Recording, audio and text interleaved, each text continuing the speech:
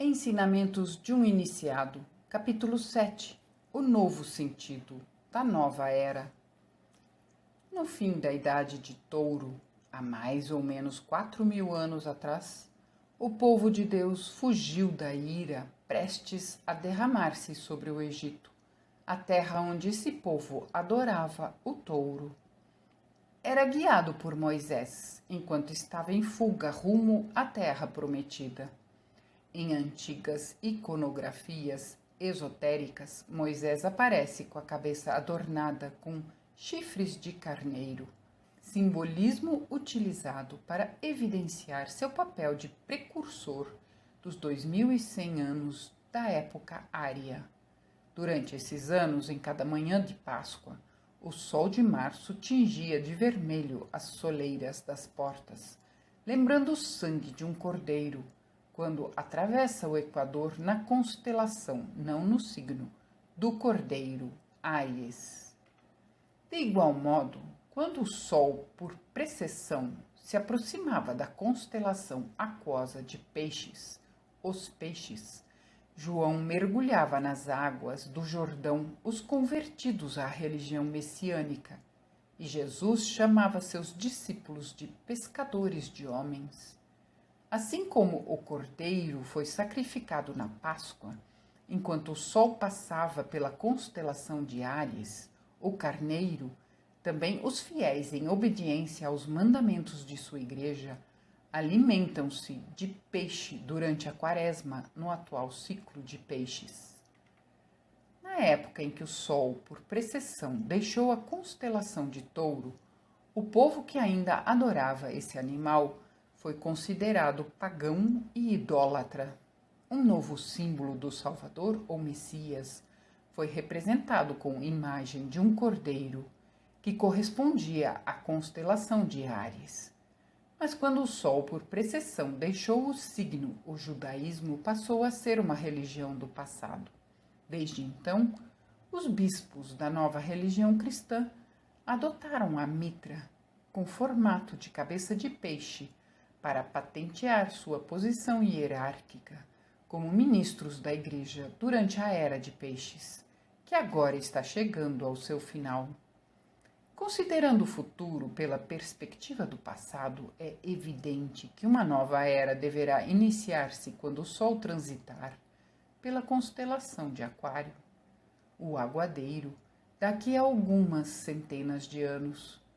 A julgar pelos acontecimentos do passado, é razoável esperar-se que uma nova fase religiosa suplantará nosso presente sistema. Revelará maiores e mais nobres ideais e superará a nossa presente concepção da religião cristã.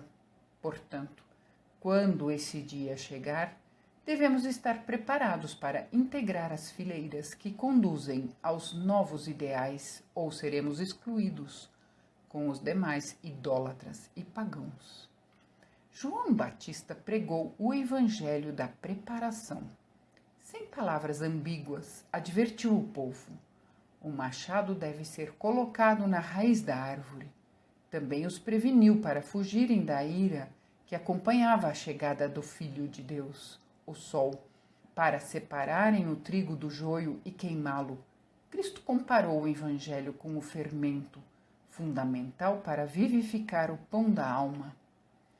À primeira vista, o método de João parece ser muito mais drástico, colocando o machado na base de toda a estrutura social, enquanto o processo de levedura mencionado por Cristo parece ser mais suave. Entretanto, na realidade, é mais severo e drástico. Quando observamos cuidadosamente a metamorfose da massa do pão durante a fermentação, o fato ganha maior evidência. Há uma revolução nos processos químicos, uma guerra em miniatura, envolvendo uma completa transformação na estrutura íntima da farinha. O fermento coloca todos para o combate. O som dos canhões junta-se ao coro das explosões das bombas e granadas. Ao término da microscópica batalha, a massa cresceu e tornou-se leve. Essa revolução dos componentes químicos, essa guerra interna, é absolutamente indispensável na fabricação do pão Sem o processo de fermentação, o resultado seria um produto pesado, indigesto e até intragável. É a transformação processada pelo fermento que torna o pão saboroso, suave e nutritivo. O processo de preparação para a era de Aquário já começou, e como se trata de um signo aéreo, científico e intelectual, conclui-se de forma inequívoca que a nova fé basear-se-á na razão. Portanto, estará capacitada para resolver os mistérios envolvendo a vida e a morte, de modo a preencher as necessidades tanto da mente como do anseio religioso. A Fraternidade Rosa Cruz tem por missão preparar desde já a futura atmosfera aquariana. Assim sendo, trabalha para divulgar a sabedoria contida na religião ocidental. Atua como o fermento no pão. Tem por finalidade dissipar o medo da morte através do entendimento espiritual e profundo sobre o propósito da vida. A vida e a consciência são eternas e governadas por leis tão imutáveis como Deus. O desenvolvimento da consciência pode conduzir a vida espiritual do ser humano a esferas cada vez mais elevadas, nobres, sublimes, e acende o farol da luz da esperança no altar do coração. Desde remoto passado temos desenvolvido cada um dos 5 sentidos pelos quais interagimos com o atual mundo visível. Poderemos, num futuro não muito distante, desenvolver outro sentido, um 6º órgão de percepção. Isso ampliará nossas possibilidades de interação com novas dimensões, como, por exemplo, os habitantes da região etérica. Assim também com os nossos entes queridos que já abandonaram os corpos físicos e habitam o éter e o mundo do desejo inferior durante o primeiro estágio, nos reinos mais sutis. A missão de Aquário está representada apropriadamente pelo símbolo do homem esvaziando o cântaro d'água. Aquário é o signo aéreo e governa especialmente as propriedades do éter. O dilúvio tornou o ar parcialmente seco, depositando a maior parte de sua umidade no mar. Mas quando o Sol entrar em Aquário por precessão, o restante da umidade será eliminado e as vibrações visuais transmitidas mais facilmente numa atmosfera etérica seca serão mais intensas. Assim, as condições serão particularmente propícias para produzir a adequada extensão de nossa atual visão. Dessa forma, nossos olhos também poderão colher imagens da região etérica. O aparecimento de sensitivos na Califórnia exemplifica o efeito da atmosfera seca e elétrica, embora mais atenuado se comparado com a futura era de Aquário. A fé será complementada pelo conhecimento e todos poderemos lançar o brado triunfal. Ó morte, onde está teu aguilhão? Ó tumba, onde está tua vitória? Não devemos deixar escapar as oportunidades que se apresentam quando já estamos no caminho, meditando e aspirando por esse maravilhoso dia. É imprescindível compreender nosso privilégio em relação aos irmãos que ainda estão inconscientes do que o futuro lhes reserva. Os desinformados podem retardar o desenvolvimento de sua visão. Quando experimentarem os primeiros vislumbres das entidades etéricas, tenderão a crer que suas visões não passam de meras alucinações. Para não ser considerados loucos, podem adotar uma atitude de repressão e negação dessa nova faculdade. Portanto, a Fraternidade Rosa Cruz foi incumbida pelos irmãos maiores da tarefa de promulgar o Evangelho da era aquariana. Tem a responsabilidade de dirigir uma campanha educativa e iluminadora, preparando o terreno para o porvir. O mundo deve ser fermentado com as seguintes ideias. 1. Dissipar o véu do mistério sobre a continuidade da vida após a morte do corpo físico. O conhecimento dos mundos invisíveis é tão válido e importante como estudarmos a língua, a cultura, o clima e os costumes de outros povos, segundo relatos e documentos de pessoas credenciadas. 2. Estamos próximos do limiar. Em breve conheceremos diretamente essas verdades.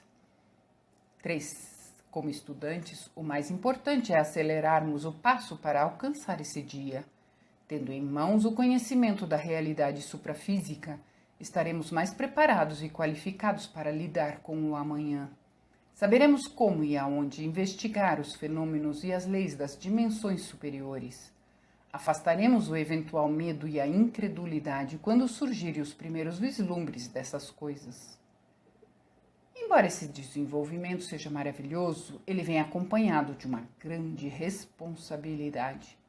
Os estudantes devem compreender que um sério compromisso é inerente à posse do conhecimento. A quem muito é dado, muito será exigido. Se enterrarmos nossos talentos, não devemos esperar uma merecida condenação?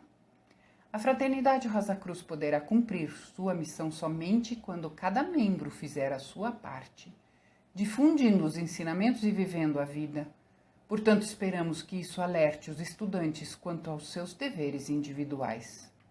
A visão etérica é semelhante ao raio-x. Permite ver através dos objetos, mas ela tem um poder ainda maior que torna tudo transparente como o vidro. Sendo assim, na era de Aquário, a percepção da realidade será bem diferente.